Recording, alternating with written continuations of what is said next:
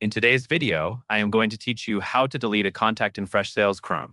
Deleting a contact in Freshsales is quick, but it is also something you should do carefully.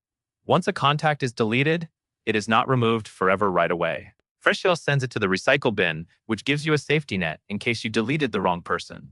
Still, it is a good habit to double-check that you are selecting the correct record before you confirm. To begin, make sure you are logged in to your Freshsales account and you are on the main dashboard. On the left-hand sidebar, find and click the Contacts module. This opens your contacts list where you can browse or search for the person you want to remove. Take a moment to verify you are choosing the right contact, especially if multiple people have similar names. When you are ready, click directly on the name of the person. This opens that contact's profile page where you can see their details and activity.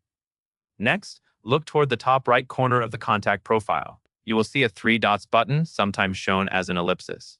This is the More Actions menu, and it contains additional options for managing the contact. Click the 3 dots to open the menu. From the list of actions, select Delete. As soon as you click Delete, Freshsales will display a confirmation pop-up. This prompt is there to prevent accidental deletions, so pause and confirm you are still on the correct contact record. If everything looks right, click Yes to confirm. Once you do, the contact is moved to the recycle bin.